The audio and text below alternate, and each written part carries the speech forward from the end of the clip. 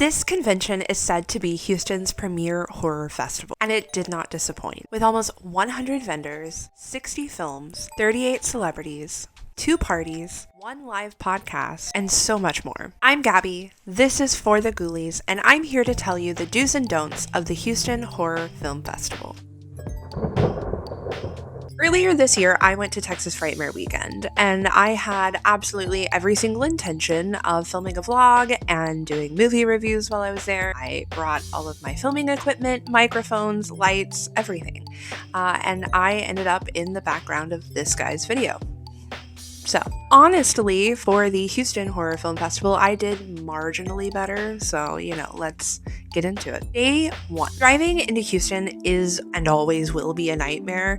I remember one of the first industry conventions that I went to was in Houston, and honestly, I've been traumatized ever since. After white-knuckling down the Katy Freeway, I finally arrived at the Houston Marriott, and this is where the first red flag was thrown. I'm typically a planner, and I like to make sure that I know all of the information before I get to an event because I hate getting there and being like, I don't know what's happening. So I searched all over the internet for more information about parking and what to expect when I arrive. I finally found on the FAQ page, to me, that says that there's going to be, ample parking day or night. People shouting howdy neighbor, right? That was not what happened. So I walked around the back and we turned around the corner and I walked into, I guess it was the side entrance, but this is luckily where the wristbands and everything was. So I got to just walk right in, get my wristband, get out very quick. Again, total 180 degree experience from other conventions that I've been to. So that was very nice and streamlined. So at this point, it's probably like, I don't know, it was a little around 6 by the time I got my wristband, got in and out, walked around for a second. I tried to kind of understand where everything was laid out because there was a map. I'm not really good at reading maps and it did not make sense to me. So I just kind of started walking around. I took a left and this is where all the Terrifier cast celebrity rooms were over to the left. I walked away from that area and directly opposite of the Terrifier cast room was a smaller vendor room. I thought that was the only vendor room and I was like, where are the hundreds of vendors that was advertised on the website. The vendors that were there were cool. Some of them I had seen before at Frightmare, at oddities, at, different conventions. It was a lot of things that I had seen already. There was good stuff. I did actually buy stuff while I was in there. The vendor room in there also had celebrity rooms on the inside. This is where, the Goosebumps people were, Danielle Harris, Mosley, all those people were there. I walked around there for a little bit. I came out of that vendor room over to the left on the other side of, if this is the Terrifier cast, this is the vendor room. Over here is the screening room. I knew that I wanted to see the 7 o'clock showing of Damsel of the Doom. However, I also wanted to see the other films that were being screened after that. I knew I needed food, so I decided to walk past the screening room, and this is where the main entrance of the hotel was. This is kind of where I wish I had walked, because this is where all of the things kind of were. When you walk in here, there are haunted houses, there are actors, there are tons of people in cosplay. There's these Willy Wonka elevators. It's a really neat space. And then there is a restaurant in the hotel lobby there. So I decided to go ahead and get food while I was there. I was hoping that they could get me in and out in 45 minutes because I really wanted to make that screening and not walk in. I gambled and I took my chances. I spent far more than I should have at the hotel lobby restaurant. The server was incredibly nice. He was very quick. He was very efficient. So I got out of there, signed my check at 6:58, and then I was able to walk right down to the showing. I got there on time. That was, for the most part, everything that I did on day one, minus the movie screening. Day one movie reviews. So, starting off with the first movie I watched, Damsel of the Doom. This is a film that came out in 2025. I'm not sure if it premiered at Frightmare, but I do know that it was screened there when I was there. But I did get to catch it here. This is written by Sarah Webb and directed by Corey Trahan. They have a little network of spooky things going on in Austin. So you should really check them out. I know that Skara, she does horror hosting at drive-ins. She's got a new podcast. She's really moving and shaking. She's doing all the things. So really, really check her out. This movie is kind of like, I guess, the origin story of her horror host character, Skara. I thought that this was a really interesting and unique story in the fact that this woman is making her own way and she is doing the things that she loves, even though she may not be quite as successful at first as she wants to be. And I think it's really just a journey of being careful what you ask for, being careful what you wish for, and, really knowing the people around you and, being careful who you trust around you. People that may appear to have your best interest at heart or may, promote you doesn't necessarily mean that they do want the best for you. So at the end of the day, this is very much an homage to a lot of horror tropes and a lot of different horror films. It is uniquely its own in the same way. And I really enjoyed all of the little details that, carried out throughout the entire film. There was, I don't want to give anything away. This is a spoiler-free review, but it was a very thoughtful script. And I want her to know that that is appreciated. It is seen. And especially, I don't know them personally. I don't know what the filming process was like, but I can tell that a lot of work was put into it. A lot of costuming was put into it, just a lot of time. And you can see the relationships that they have created within the horror industry. It was a really great film. The second film that I watched on the first night was Lookout. Lookout was, I would say, more of like a survival horror film. This is where our main character, she is a park ranger and she's out on her own. She's, running from something, and clearly something is running towards her. I really appreciated this movie as well. I thought it was very, very well done. It was a unique way of doing like an alien invasion survival story without it being super spacey or sciencey. I always look at films through the lens of being a woman, clearly, because I am. And so for me, fear of this character was very familiar because not only are you alone out in the woods and the elements, you don't know what is out there waiting for you. And at the end of the day, you have to be your own savior in a lot of ways. You can't count on others to come rescue you. This was a story that really had me guessing the entire time. So Lookout was, again, it was really, really good survival horror. The next movie I saw was Mannequin. Mannequin was, again, a really great feature-length film. It is a story of a group of women. Two of them are sisters. One of them is a fashion designer, and she just purchased an apartment building for herself. It used to be an old mannequin factory, and very quickly things happen. I will give one spoiler. If you want to skip away, skip away. That sister dies. I know, R.I.P. Like very soon within the movie. So then we time jump and the friends come back together. The sister who is still alive assumes her property and kind of her life. And that's a little weird to me. Throughout this whole movie, that was the weird thing to me. And I don't know if it was just me, but it was kind of weird. If my sister died, I don't know that I would want to take over the property that she lived in and where she died. I also don't think that I would take up her profession. I don't think I would steal her work and try to finish her. I don't know. It was strange. However, it was a really good movie and honestly might have been my favorite movie, maybe of the entire weekend, like feature film, because it was just really well done. I liked the special effects of it. I liked the story of it. I think that the boyfriend character was a really good addition because a lot of times the men, are more skeptical. They are more questioning, what is actually happening. Even if something crazy and, paranormal is happening in front of their face, they're still going to be like, I don't know. So I think that was a really good departure from that trope. It was, again, it was a great movie. I really enjoyed it. After the mannequin was Mr. Mittens. Mr. Mittens was was great.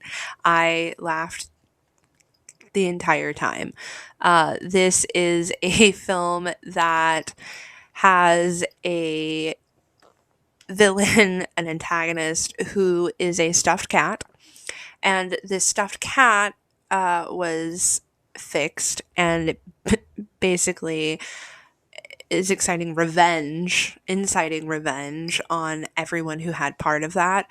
So the doctor, the people who adopted him, nurse, just everybody that had a part in that. Hilarious. The mobility of Mr. Mittens, it had me just dead. I gagged. I was it was hilarious. This is directed and written by Glenn Maxwell, and this stars Mantis, Eve Raymond, and Eric Sanchez. This was filmed in Austin, Texas, and honestly, it was a blast. So if you get the chance to see Mr. Mittens, you absolutely should. The next short film was Chicken Boy. Chicken Boy was a little disturbing. It was a lot.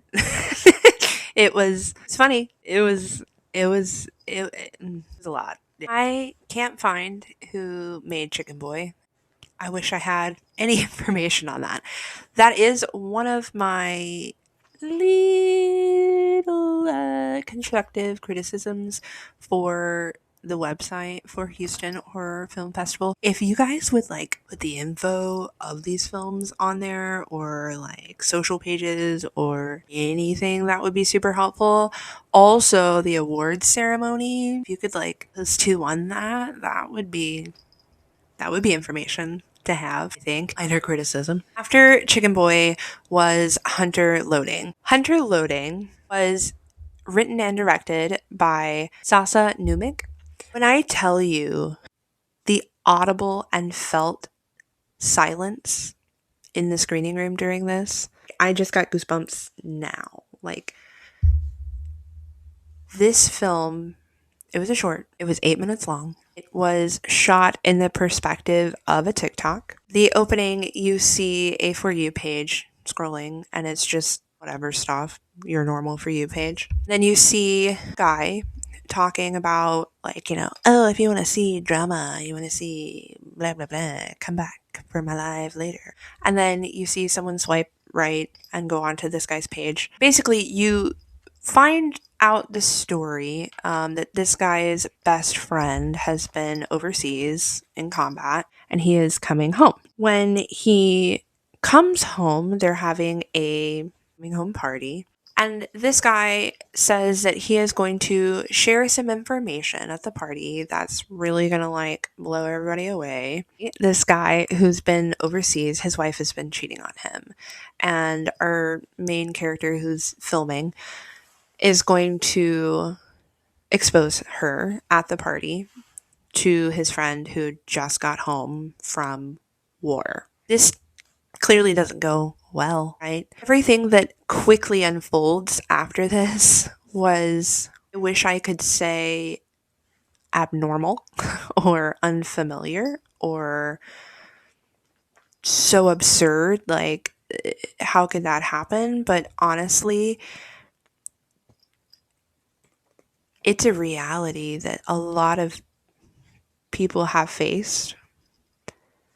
And to see it in the perspective of a TikTok and of a TikTok live really just was impactful on a level that I can't explain other than you seeing it. And during the part of the live event, there were, like emoticons and chat and, all of these things. And you saw the watcher count go up and up and up and up. And after the live ended, the person who is viewing this TikTok just keeps scrolling like nothing happened. And I think that, I don't need to explain the allegory of, it's not even an allegory, honestly. It's very much a real thing, we watch atrocities and horrible things and crimes and wars, and we just keep scrolling. Most of us just keep scrolling and don't even think twice about it. It's not a real thing that is happening to them, so it's not happening. And honestly, that was the scariest film of the entire weekend, and maybe honestly my life that I've seen. It was so effectively done. I can't.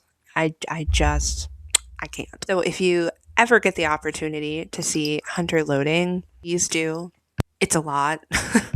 But I think it affected the entire audience as a whole. And watching it the first time, it just hits you in a way that I've never been hit by a movie before.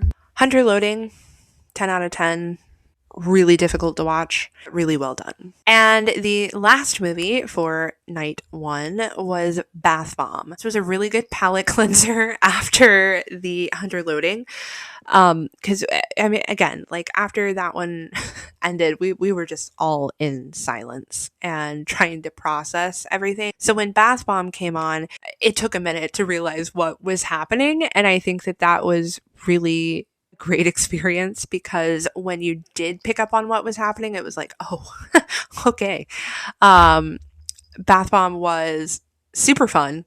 It was dirty and it was gross, but I think it was pretty relatable. So the premise of Bath Bomb is there's a couple, and one of the guys is making a bath for the other partner, and he's making drinks and all of these things, and it's going to be a little sexy time. And you basically find out that the partner in the bath cheated on the other guy. So, Bath Bomb is good. And that does it for the films that I saw night one, because after Hunter Loading and Bath Bomb, I needed to get out of there. I had been in there for quite a while at that point, and I needed some air. So after I left the screening room, I went to the party. So the night one party, it was advertised as like a blood disco. I don't know why, but in my mind, I was like, oh my God, it's going to be like that scene in Blade or like Matrix or, whatever. Clearly I've never been to a disco or a rave or anything. So it was surprising when I walked in, and it was like the cutest little stateroom. It looked very Americana, like, I don't know, kind of early colonial. I don't even know. It was a cute room. The decorations were definitely spoopy. Little inflatables and lights, just, fun things. The bar was a cash bar, and the DJ was living his absolute best life and definitely knew how to get the energy up and get the party going. I'm not a party person, so overall, I mean, I had fun, but I was tired. There was a lot of bouncing. There was lights. I don't know. I was tired. So at the end of the party, I was done. Day two is when I discovered that there was an entire second vendor room. At the party the night before, we were walking over by, it was called the Rose Room, and I realized that there were whole tables and vendors in there. So I was like, oh my God, here's the other 100 vendors that I was missing. So that was top priority for me when I got there the second day to look at the second vendor room. This second vendor room was very deceiving. And I walked in, there were a few tables. It was basically like a big, circle. Like you went to the right, walked all the way down. There was the Conjuring booth, there were some tattoo artists. And then once you got back there was a whole gigantic vendor room off of that room. I had literally no idea that any of this existed. There wasn't a whole lot going on as far as like maps and things like that I could tell. So the celebrities that were in the second vendor room were like Malcolm McDowell and Chris Sarandon and Linda Blair and Dee Wallace and just a lot of the other like bigger named celebrities were in that second room. So that was really cool to get to walk around and see all of those celebrities as well as a lot of my favorite vendors from, other conventions I've been to, a lot of my favorite artists, Jim Ferguson. I love his art. If you haven't seen it, please go check it out. This was really neat to get to find this over here.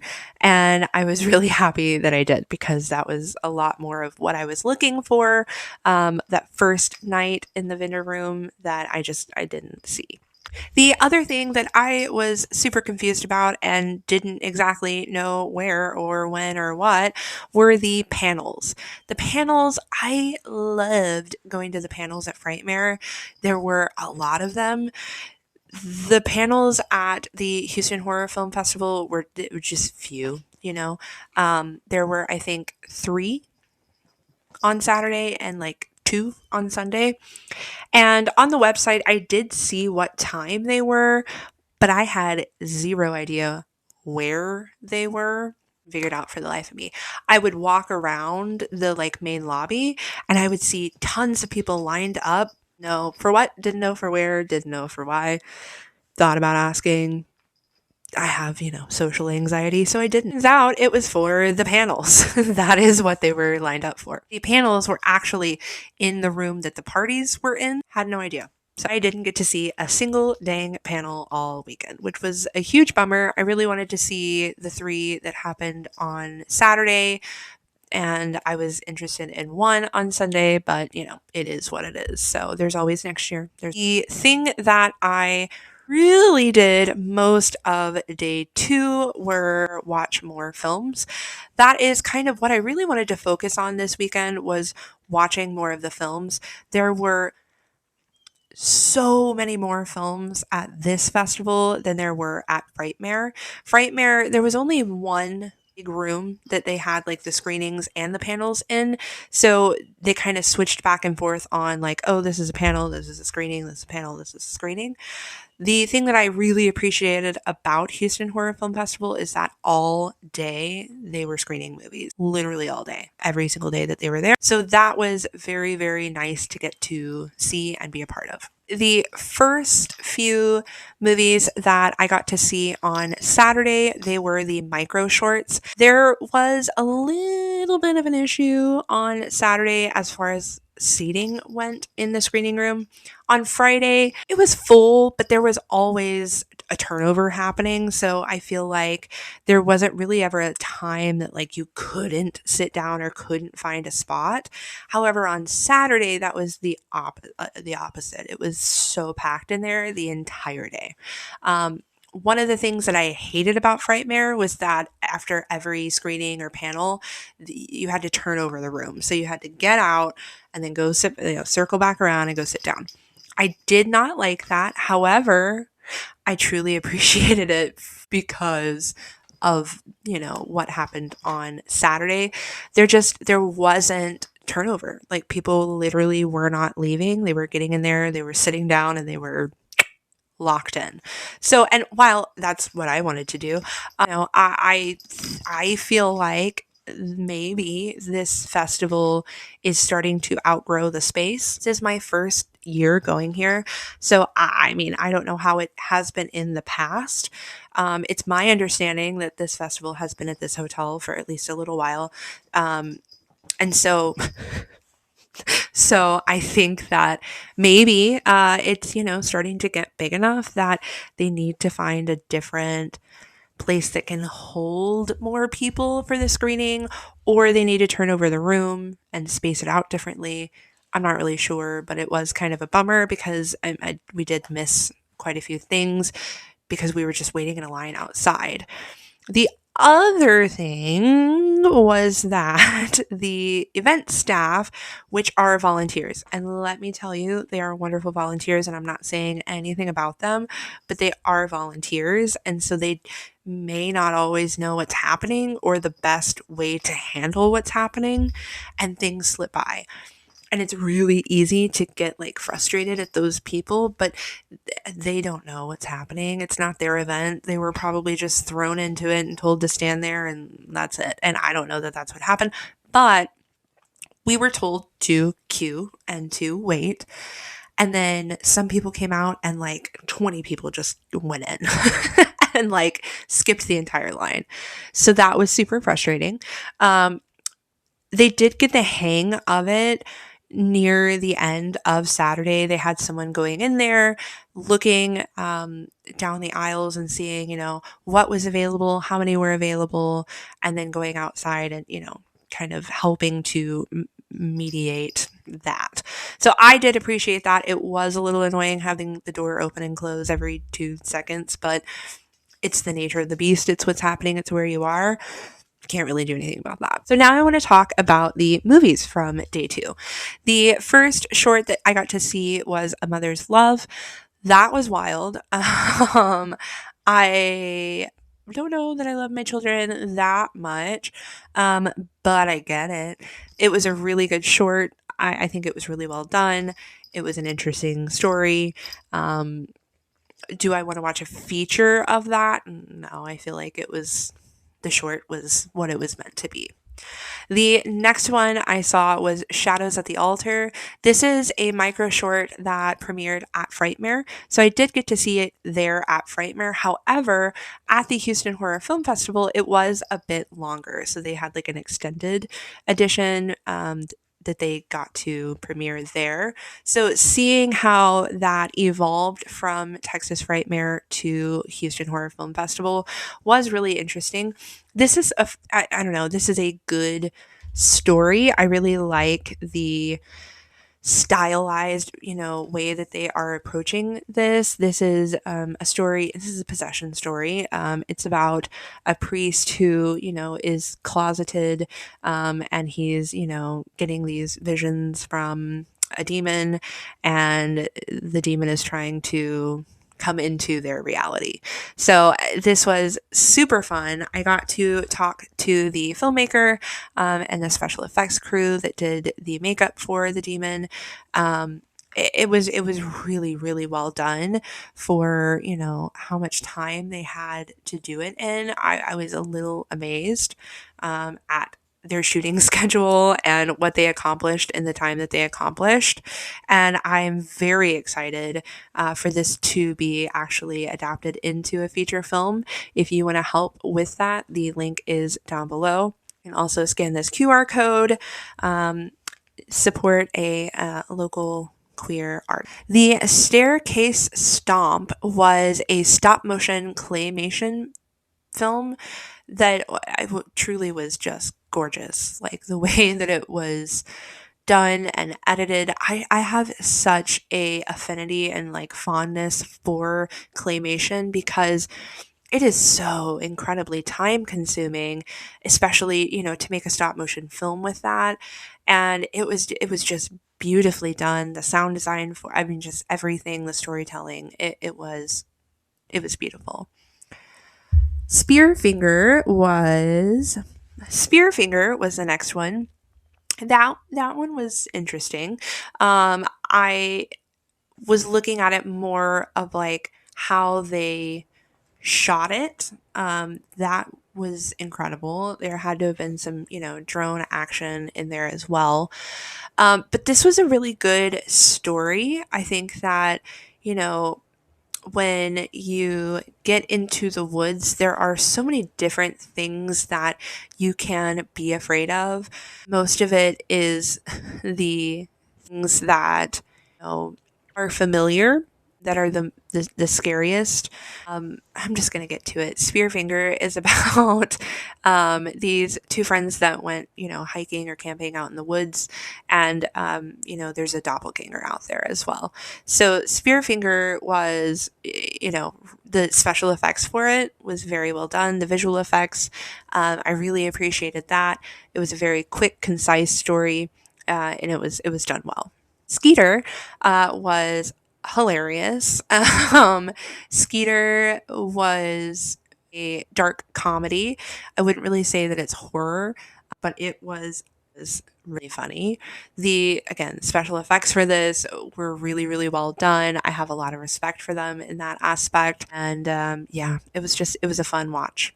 The Devil's Bend was interesting. It was a story about a rancher who basically, like, you see this woman fleeing from something, running through the wilderness. It looks like Texas or some kind of Arizona, just deserty, and then you see her be approached by a truck, and there's a standoff, and it's an interesting concept. I feel like I wish that there had been more elaboration on the story. I do like that wasn't a whole lot of dialogue needed to communicate the story. However, I would like to know more about, like, the universe that it's set in.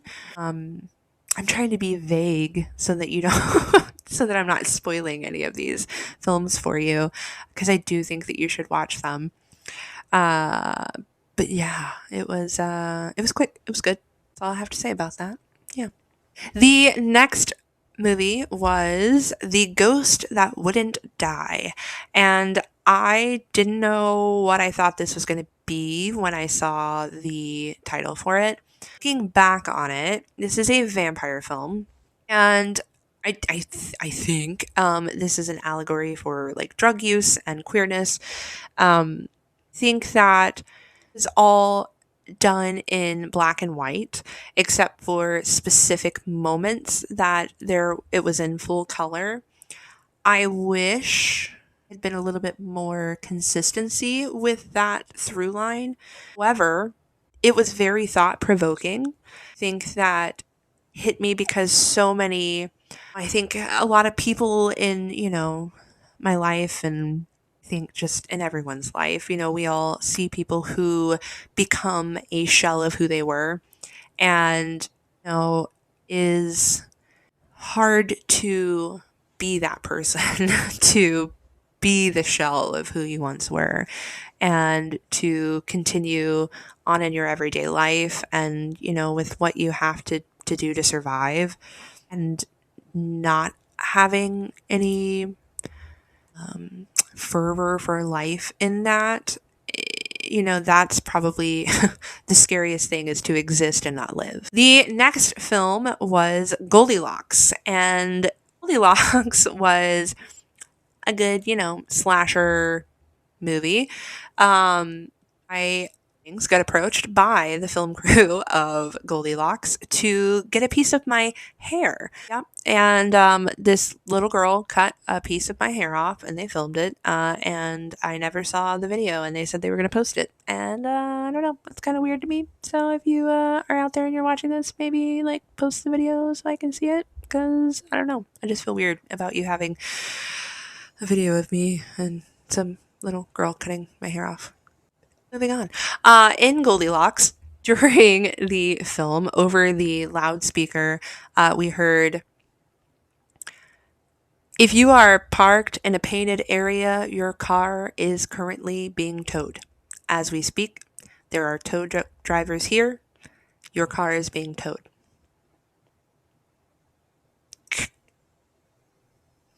And then about 2 seconds later, "If you are in a painted area, Your car is being towed right now. Your car is being towed. There are 20 truck drivers out here and they are taking cars away. So if you're painted in a parking, if you're parked in a painted area, you're being towed. If you are parked in a painted, and this just kept going for probably, I don't know, 5, 6 minutes. And it piqued our interest enough that we had to get out and go look at all of the tow truck drivers. So apparently, what had happened on day 2 was that people were parking like along the fire lane. They were parked in areas that were, painted over for like crosswalks or like handicapped parking. I don't know. But someone did call the fire marshal, and there were a lot of cars that got towed. Rumor has it that the hotel people that were in the parking lot that I saw the day before maybe told those people to park there. Maybe somebody called the fire marshal that, like, I don't know, didn't work at the hotel. Like to know more if you were a victim of your car being towed. What happened? What was the whole story with that? It was literally crazy. There were 20 plus truckers out there literally just taking cars and pulling them out. Questions. Being nosy, just being curious, just gossiping, I guess. Just, spilling the tea. I just want to know what the tea is. So comment down below if that was you. If you know what happened, I want to know. I think we all want to know. Share with the class. Thanks. After Goldilocks, there was a break in the films. So just, hung out for a little bit. And then we went to see 3. 3 was a possession film that was set in, I think, Dubai. It was good. It was very good. I really like the dichotomy of science versus religion versus, old world, all of this ideology that is conflicting with each other. When at the, forefront is the safety of a child. I think that, really brings the stakes up high. I also, again, really, I like when are challenged. I'm sorry, but I like when, you think you know what's happening and truly you don't. This possession movie, I don't know. It was done in a way that I hadn't seen before, and I don't know if that was the folklore of the jinn.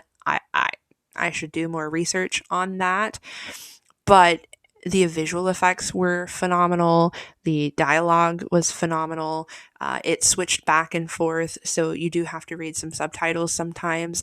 But even without the subtitles, you really can you can understand the story. You understand what's going on, the conflict between the characters, between the mother, the aunt, the church religious leaders, and the doctor. Like you really don't need subtitles to get it, because it's really just that well done.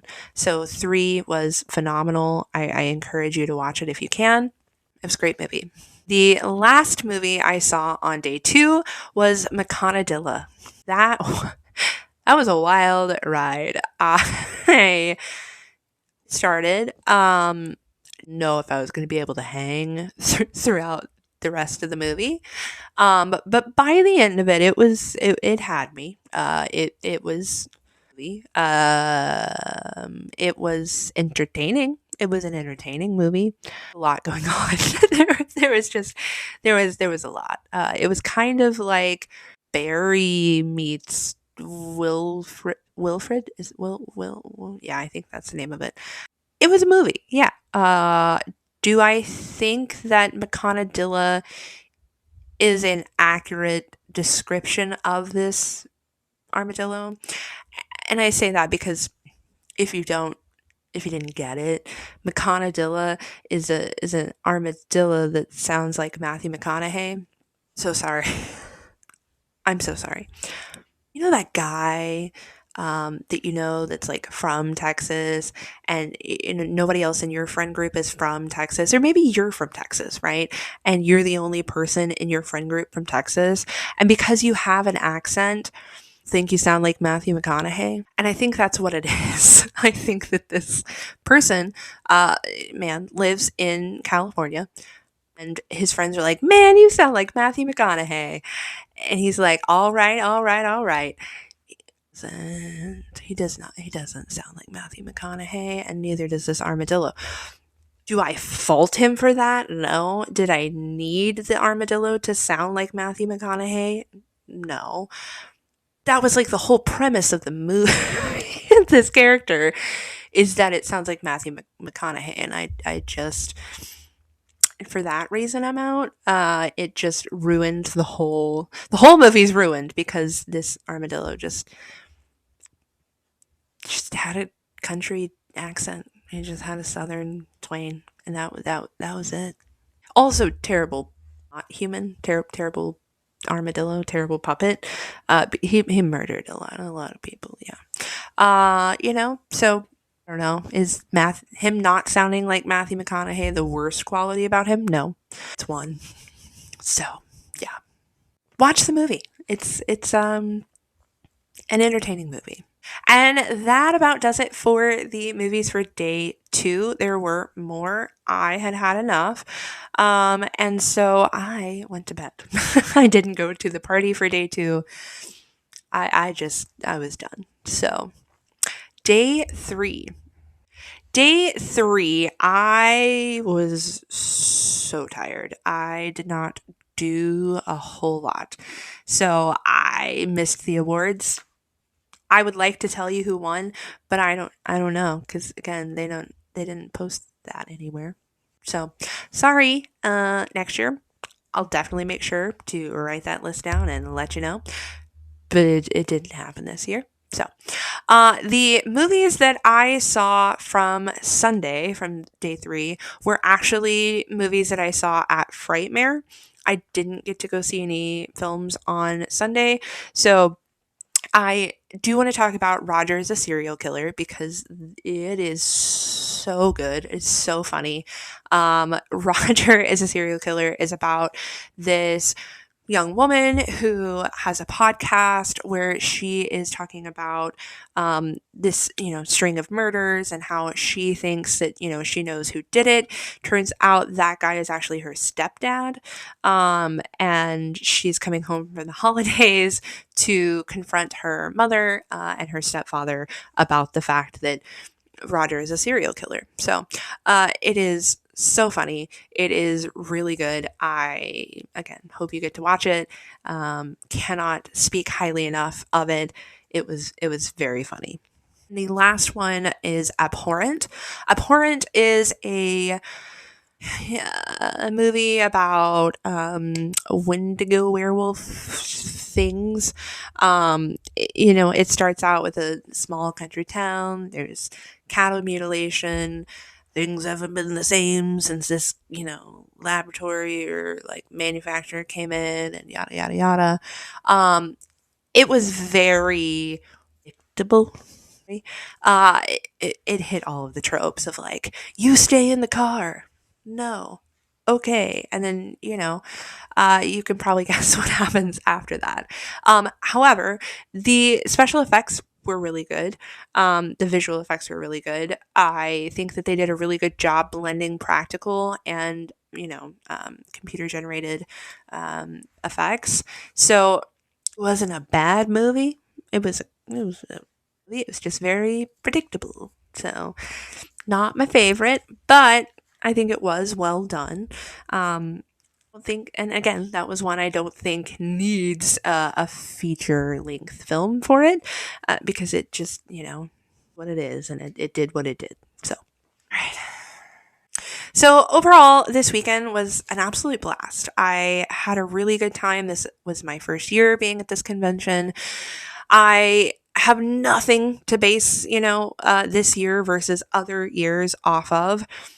I think, in my opinion, Houston Horror Film Festival is what Texas Frightmare Weekend used to be when it was at the Marriott in Dallas. It was just a much more intimate show. And now, Texas Frightmare has grown into this much larger convention that's in a convention center. And I truly kind of feel like that's the direction that Houston Horror Film Festival, if not is, maybe should go, because it is getting to be a bigger convention. I do feel like it was a little bursting at the seams. I think that the screenings were favorite part, but the logistics of it were my least favorite part, because there was no rotation. There was no like, oh, I can maybe sit up front at any point to actually see what's going on. And the other thing is, like, they're one right after the other. So there was no break in between them, unless there was like a Q&A with one of the filmmakers. And some of them were there, not all of them were. So not all of them had a Q&A. But it was really nice to get to have just like that little bit of a break in between the films, because it's a lot. I think that I would have appreciated a clearing of the room occasionally, so that you could reset and have a better opportunity to get to be in a different seat, or get to, have a different experience. I think that communication wise on the website, understanding, what to expect as far as parking, as far as, where things are located. Um, it may have been there, but it was just lost on me. And so I don't know. I think that in the future, I will definitely know better. But unfortunately, this time, I didn't get to see everything, and I didn't get to do the things that I wanted to do, just because it wasn't organized in a way that spoke to my brain, so that I could understand what was logistically happening. I could see so many different groups of people that clearly, go to this convention every single year. They make it a point to get a hotel room. They dress up as like groups. It's really neat to get to see the relationships that were built and between these groups and vendors. A lot of people follow these vendors from, different shows all over the state, all over the country. So it's really interesting to get to see um, those relationships play out, and creating those relationships. When you are going to an artist or a vendor multiple times, it is really neat to get to, like, oh, hey, I remember you from here. Oh, hey, this is a new piece. That's just, I don't know, a really fun part of conventions that I personally love.